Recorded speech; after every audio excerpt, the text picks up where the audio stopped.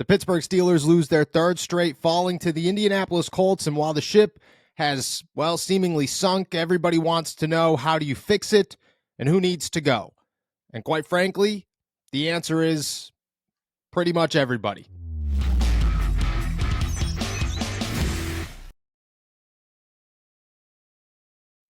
What's going on, everybody? I'm Noah Strackbine. Thank you for jumping on to Steelers to Go, your daily to-go cup of Pittsburgh Steelers news and analysis. Find us on youtube.com/allsteelerstalkers. Subscribe anywhere you get your podcast. The Pittsburgh Steelers, they fall to the Indianapolis Colts. The ship has seemingly sunk. The season is over. Things are as bad as they could possibly get in Pittsburgh and have been for a long time. And it just seems to be a combination, a complete regression that has taken course over the past couple of years that has just boiled over. The team is broke. The culture is gone. The Steelers' winning ways are over, and seemingly Mike Tomlin's winning ways are right there with it. And now everybody wants to talk about who they clean house with, who needs to go. Does everybody need to go? The answer to that question is yes, but I have a list of names, realistic ones that at the end of this season, if you're trying to do two things, and that is win some football games, which means increase your talent on the field and also improve the culture of the locker room, get rid of the negative energy, get rid of guys who aren't here for the team, but rather here for themselves, who are not willing to fight when things get bad and climb their way into the playoffs, then there is a list of guys that the Pittsburgh Steelers need to move on from. And this list, not everybody fits both categories, but if you fit one, you fit them both. And it's time for the Pittsburgh Steelers to stop making excuses, stop ignoring the problems at hand. That is how they got here, and start to make some actual change. And I think that Art Rooney is looking at himself in the mirror and saying, it is time that I take control of this football team. And if I had to guess, he is thinking about what changes can and should be made and what he needs to do over this offseason to not just get his team back to a 9-8 record, but to get his team back into a team that can contend for a Super Bowl. That is who the Pittsburgh Steelers should be. And, well, that's not who they are right now. So let's go through this list. We'll start with an easy one, and that is every outside linebacker, or inside linebacker, except for Landon Roberts. He's the only one. If Cole Holcomb comes back and he is healthy and you feel confident in this guy, cool. Give him another shot. Keep him around and say, hopefully you can do what you did before your injury. And if that's the case, him and Landon Roberts are quality starters and guys that the Pittsburgh Steelers could rely on. But everybody else, to sit around at the beginning of the season and say, we have three starters, felt like a blessing. It felt like the Pittsburgh Steelers really took the time and energy to boost up their inside linebacker room this offseason. Then everybody started getting hurt, and you realized they did it almost good enough, but they didn't do it good enough. And that's what this offseason should be about.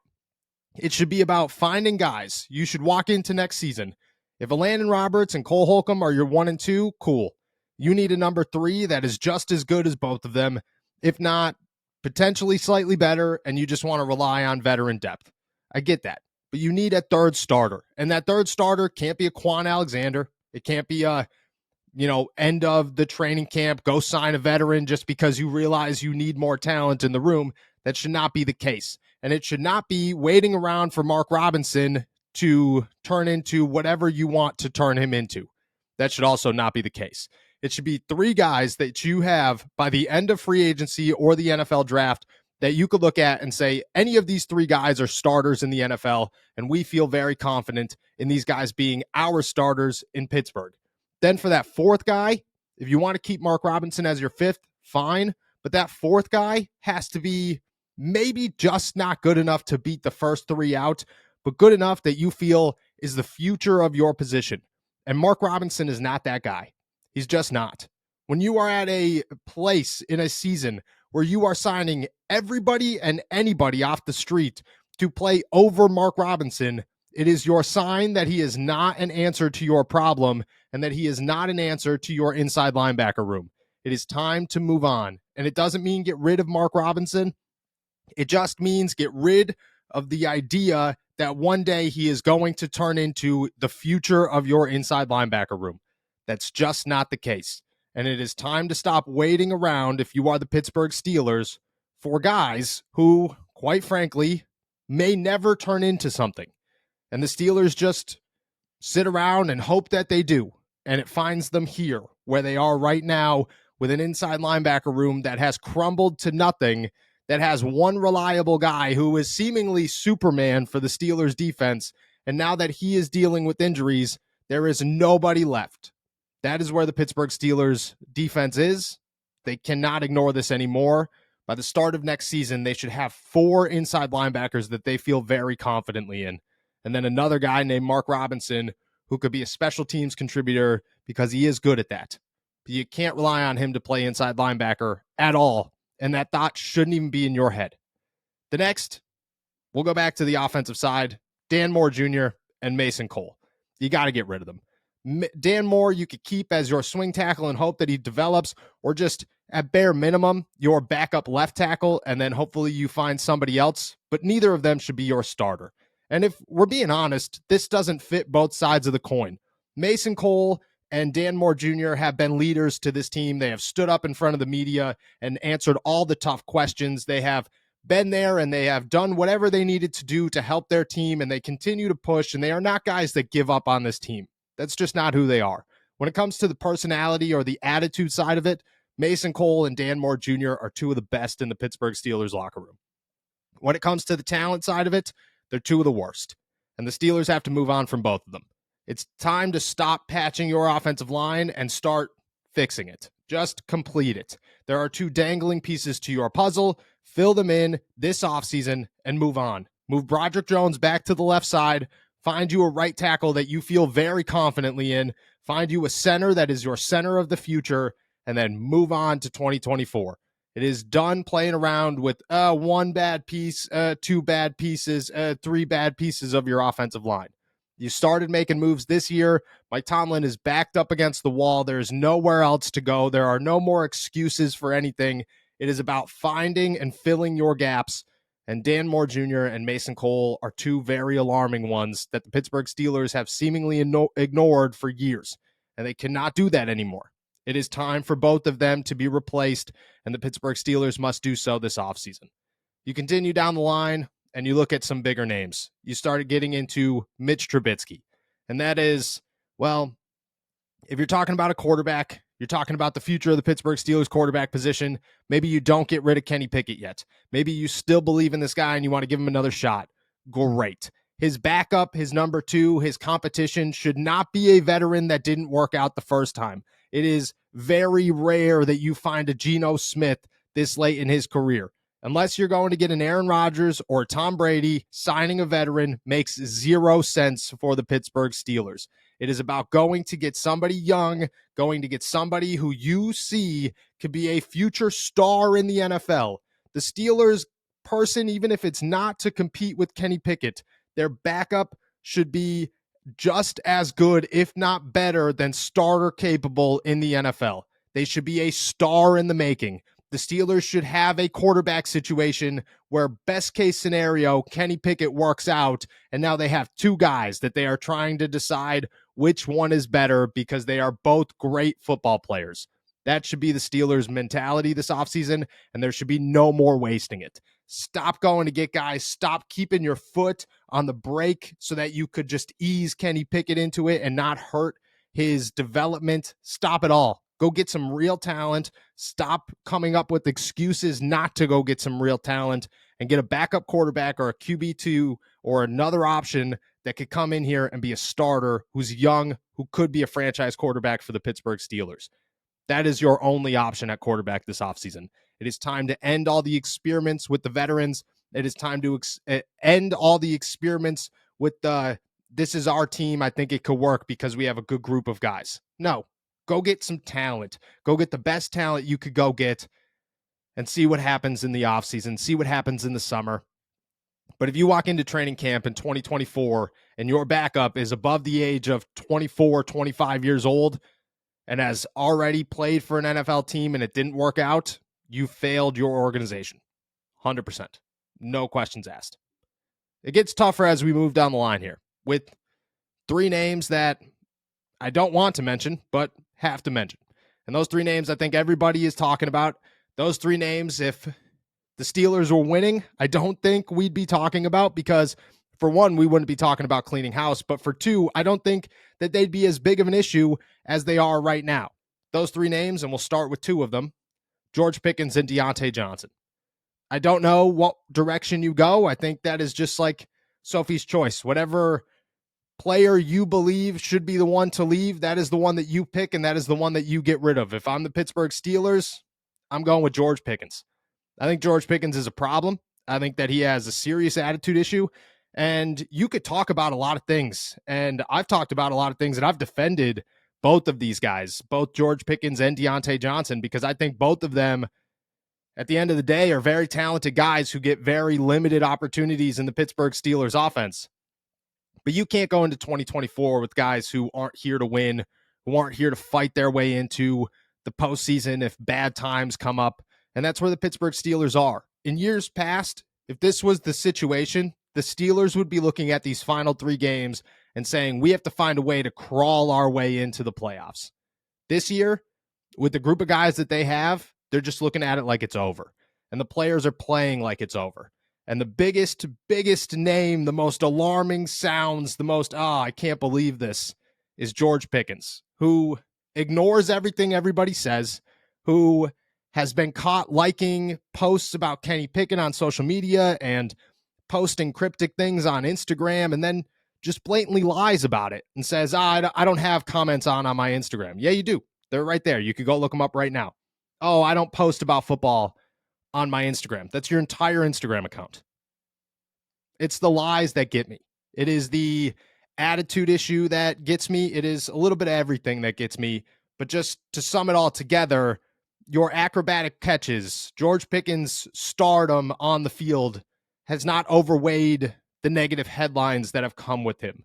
And because of that, if the Pittsburgh Steelers are looking for an attitude and a culture change this offseason, George Pickens is where you start, because that is, for one, the biggest return you can get. And I don't know what you can get, but if I had to guess, it's at least a second round pick, maybe a first round pick, depending on the team. And for two, he's your most alarming player when it comes to an attitude issue and a culture change and a dying breed of fighting football players. I mean, he's all over the news right now for not attempting a block when the Steelers are still very much so in a football game. That's just the theme of the Pittsburgh Steelers wide receivers. And if you have two of them that feed off of each other, it's just going to get worse. I don't know if you could go find a wide receiver that has a different attitude, because for as long as I've been around the Pittsburgh Steelers, it's been tough to find those guys. But Juju Smith-Schuster was here at once, and he was not one of those guys.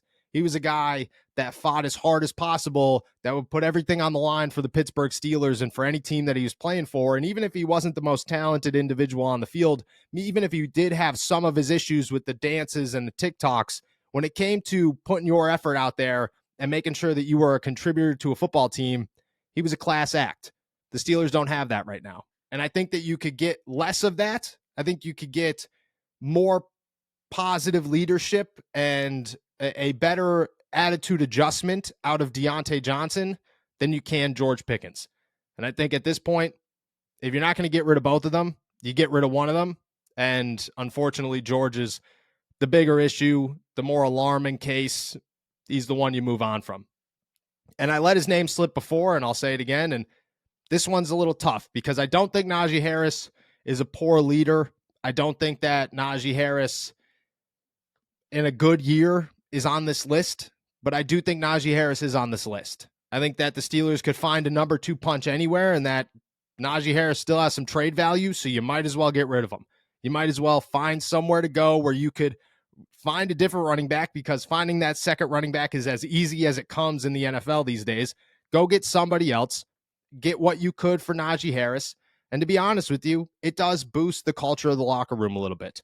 I think that Najee Harris is a leader to some degree, but I also think that Najee Harris comes up with a lot of excuses and doesn't really, the vibe I get is that he doesn't really like the leadership of others all the time, that he doesn't necessarily, he wants to be the captain. He wants to be the guy, and that's great. Only the Steelers locker room is filled with a bunch of other guys that also want to be the guy, that are trying to be the guy, that aren't fighting when somebody else brings up, hey, what's Mitch Trubisky's leadership style. Good, I guess. That's a poor answer. And that's what you get all the time whenever you bring up somebody else's leadership to Najee Harris. It's just who he is. And then he ignores the tough questions. He doesn't speak to the media. And I get it. For the average fan, who cares? But if you're going to pay attention to those things, Mason Cole stinks in a game, and then he answers all the tough questions. TJ Watt answers all the tough questions after every game. Cam Hayward answers all the tough questions after every game. Minkah Fitzpatrick broke his hand, went off on the Pittsburgh Steelers. The next time we were able to talk to him, he addressed that situation. Najee Harris would run away in a second from the media when he knew that he was going to be asked about something that he said when he called out his team. It's just not a true leader. And I think that if Najee had a stronger grip on the locker room and a stronger grip on the field and, maybe was just an irreplaceable guy, you don't get rid of him. But in this situation, it makes a lot of sense to see what you could get for Najee Harris and find another number 2 back and make Jaylen Warren your guy and just move on. It's about cleaning house, and that's where the Pittsburgh Steelers are. I got 2 very small names after this one. Levi Wallace and Presley Harvin. Those are easy ones. Presley Harvin, I think he's a great dude. Presley Harvin's one of my favorite people in the locker room. Talent-wise, isn't getting it done. It's time to move on. Levi Wallace, if you're going to keep a veteran as your cornerback 3 next season, it's going to be Patrick Peterson, but it's time to move on as well. You just got to find somebody that's just as good as Joey Porter Jr., if not better. Get some superstars on the outside. Let Patrick Peterson be your number 2 for a season and hope that Corey Trice or Darius Rush turn into that number 3. But for right now, get somebody new, and it shouldn't be Levi Wallace. It's time to move on.